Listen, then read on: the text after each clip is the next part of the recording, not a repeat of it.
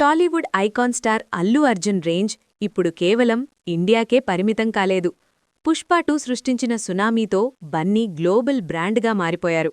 తాజాగా దర్శకుడు అట్లీతో ఆయన చేయబోతున్న సినిమా పారితోషికం ఇప్పుడు దేశవ్యాప్తంగా సంచలనం రేపుతోంది. ఒక్క సినిమాకు ఏకంగా 300 కోట్ల. అసలీ డీల్ వెనుకున్న మ్యాటరేంటి? ఇప్పుడు చూద్దాం. పుష్ప చిత్రంతో పాన్ ఇండియా క్రేజ్ సంపాదించిన అల్లు అర్జున్ పుష్ప 2 ద రూల్తో బాక్సాఫీస్ వద్ద రికార్డుల వేట కొనసాగించారు. ఈ క్రమంలోనే కోలీవుడ్ సెన్సేషనల్ డైరెక్టర్ అట్లీతో సన్ పిక్చర్స్ నిర్మాణంలో ఒక భారీ సైన్స్ ఫిక్షన్ యాక్షన్ థ్రిల్లర్కు బన్నీ గ్రీన్ సిగ్నల్ ఇచ్చారు.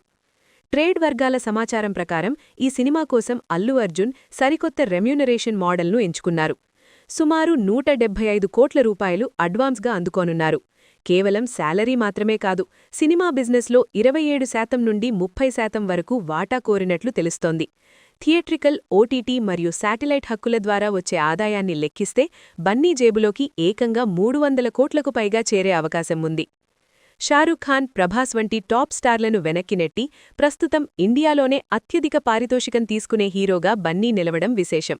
సుమారు 800 కోట్ల బడ్జెట్తో తెరకెక్కుతున్న ఈ సినిమా కోసం అట్లీ హాలీవుడ్ స్థాయి వీఎఫ్ఎక్స్ టెక్నాలజీని వాడుతున్నారు.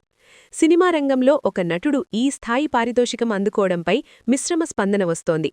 హీరోల రెమ్యూనరేషన్ పెరగడం వల్ల బడ్జెట్ భారమవుతుందనే ఆందోళన కొందరిలో ఉన్నప్పటికీ అల్లు అర్జున్ ఎంచుకున్న ప్రాఫిట్ షేరింగ్ మోడల్ను విశ్లేషకులు స్వాగతిస్తున్నారు.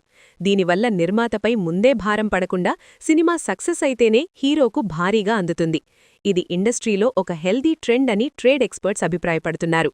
మొత్తానికి అల్లు అర్జున్ తన తదుపరి చిత్రంతో కేవలం బాక్సాఫీస్ వద్దే కాకుండా ఆదాయం విషయంలోనూ కొత్త చరిత్ర సృష్టిస్తున్నారు. 2027 సమ్మర్ టార్గెట్గా వస్తున్న ఈ సినిమా ఇండియన్ సినిమా స్థాయిని మరో మెట్టు ఎక్కిస్తుందని ఫ్యాన్స్ ఆశిస్తున్నారు.